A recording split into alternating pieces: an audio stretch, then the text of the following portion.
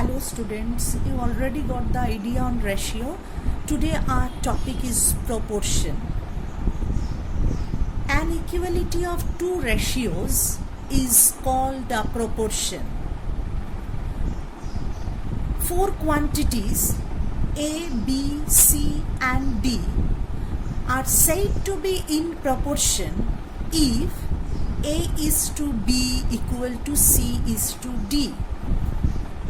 So if A is to B equal to C is to D, then we can say these four terms, that means A, B, C and D are in proportion. And according to this ratio we can write A by B equal to C by D. And from there, by cross multiplication we can write AD equal to BC. And this proportion is also written as A is to B equal to C is to D, where first and fourth terms are called extremes and second and third terms are called means. So we can say product of the extreme terms equal to product of means, and this is known as cross product rule. On the basis of this idea on proportion, we can do some sums now. First, which of the following statements are true? 2.5 is to 1.5 equivalent to 7.0 is to 4.2.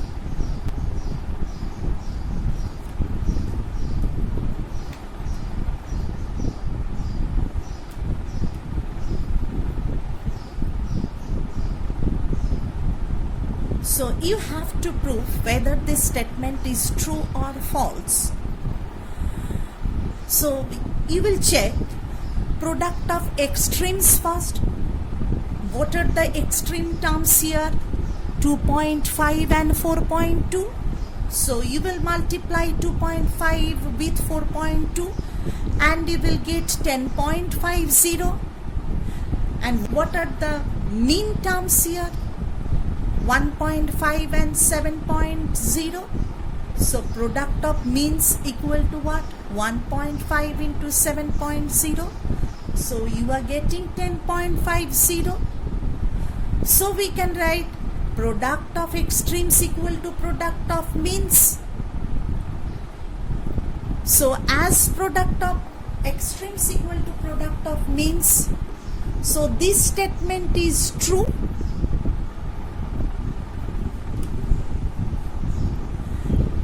Second, check whether the following numbers are in proportion or not. What are the following numbers? 18, 10, 9, 5. Here also product of extremes. 18 and 5 are the extreme terms, so 18 into 5 equal to 90. Similarly, mean terms are 10 and 9, so product of means equal to 10 into 9, that is also 90. So as product of extreme equal to product of means, so cross product rule is satisfied. So we can write 18, 10, 9 and 5 are in proportion. Question number 3. Find x in the following proportion. So here you will find out the value of x. Here the extreme terms are the two fractions, that is 1 by 13 and 1 by 5. So you will multiply 1 by 13 into 1 by 5 and you are getting 1 by 65. And what are the mean terms here? X and half. So you will multiply these two and you will get product of means. So x into half, that means x by 2. So ATQ, that means according to the question.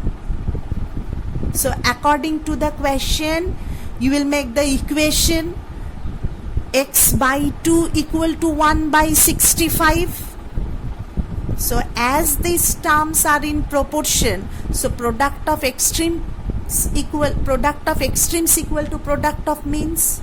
So we can write x by 2 equal to 1 by 65. So 65x equal to 2. So x equal to 2 by 65. Now question number 4. Find the fourth proportional to 42, 12, 7.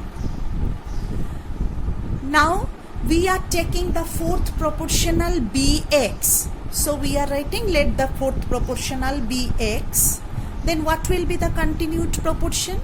Then we can write 42, 12, 7, comma x are in proportion. So what are the extreme terms? 42 and x.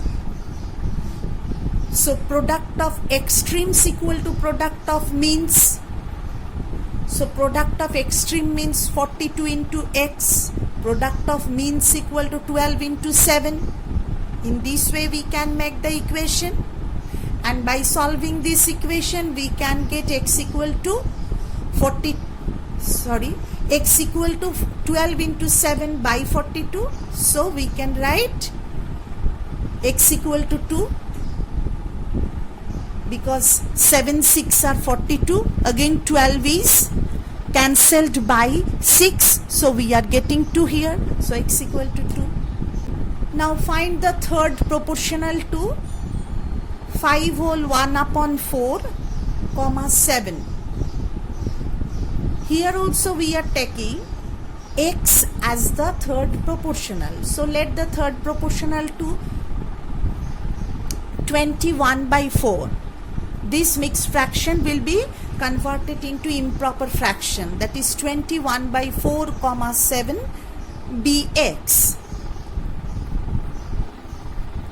So 21 by 4 comma 7 and x are in continued proportion. So if they are in continued proportion, we can write 21 by 4 divided by 7 equal to 7 divided by x. As 21 by 4, 7 and x are in continued proportion, we can write 21 by 4 is to 7 equal to 7 is to x. That means 21 by 4 divided by 7 equal to 7 by x. So we can write 21 by 4 into 1 by 7 equal to 7 by x. So we are getting 3 by 4 equal to 7 by x. By cross multiplication we can write 3x equal to 28. So x equal to 28 by 3. So x equal to 9 whole 1 upon 3. Hence the third proportional is 9 whole 1 upon 3.